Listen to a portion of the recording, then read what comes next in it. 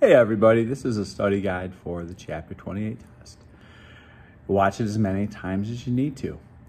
Europeans were able to dominate much of South America and Southeast Asia in the 19th century because they had such advanced technology, military technology, railroads, steamships. That was an advantage they had. The Taiping Rebellion and the Boxer Rebellion and the Sepoy Rebellion, they all wanted to remove foreigners and get rid of foreign dominance. The Sepoy Mutiny in India and the Boxer Rebellion in China and the Islamic Revolution in Iran were similar because they wanted to get foreigners and remove foreign influence from their countries. One of the biggest impacts of the Meiji Restoration in Japan is Japan focused on industrialization and modernization under the Meiji Restoration.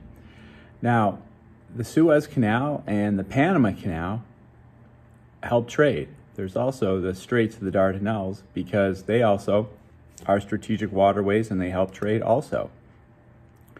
The Boxer Rebellion in China wanted to get rid of foreign influence and free China from foreign control. Western Europe, why could they dominate Asia and Africa in the 19th century? Well, they had superior military technology and they had industry. During the 19th century, Europeans were able to divide China into spheres of influence because their military forces were superior to the Chinese. They had superior technology. They were modern militaries. During the Meiji era in Japan, Japan modernized and focused on their industry.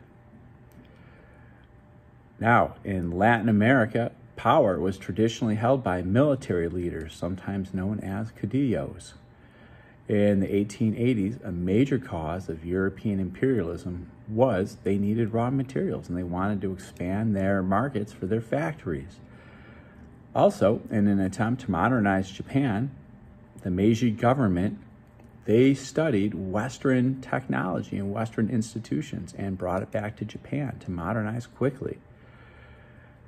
Latin American nations were usually controlled by wealthy landowners and military dictators, and this is going to stop a lot of progress for the masses of the people. In the past, European nations conquered lands and made them into colonies and controlled their economies. This is imperialism, when you go to dominate another weaker country. Now, one result of the Opium War in China is then going to be divided up by foreign powers into spheres of influences. Now, the Sepoy Rebellion was to India as the Boxer Rebellion was to China. Both of these rebellions wanted to remove foreign influences. Now, in Japan, Commodore Matthew Perry from the United States went to Japan to open trade and open diplomatic relations with Japan and get ports for U.S. ships. Now, Meiji Restoration, it's all about modernizing the Japanese economy. Now, the Sepoy Rebellion in India and the Boxer Rebellion in China are similar, that both of those rebellions were attempting to remove foreign influence. Now, Kemal Ataturk in Turkey and Emperor Meiji both wanted to reform their countries and modernize their countries and make their countries more powerful. You may see a political cartoon with England as a devilfish or an octopus with its hands in all different lands. And the issue with this is England and cultural diffusion. Wherever the British went, they would force their culture on others. You may also see a document with the population of selected British cities, and you can see that the population steadily grows and steadily grows. Okay? The type of information in these documents basically show that there is an increase in city population or urbanization.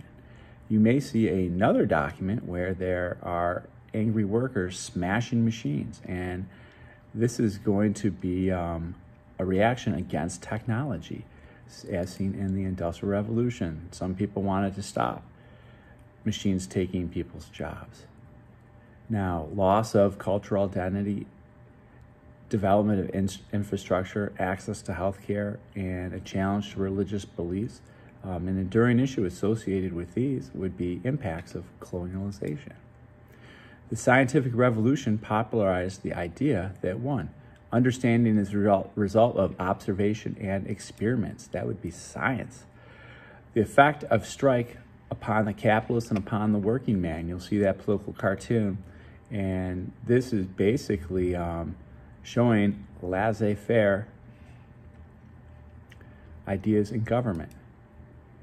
What type of government is characterized by extreme nationalism, censorship, militarism, and dictatorship? That would be a fascist state. Adam Smith, Thomas Malthus, and Karl Marx are best known for their economic theories of the Industrial Revolution.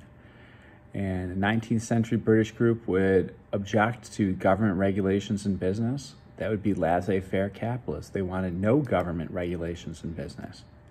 Now, the Congress of Vienna, one of the main goals was to restore monarchs to pre-Napoleonic status. And those were some review questions in there too. Have a great day. Watch this as many times as you need to.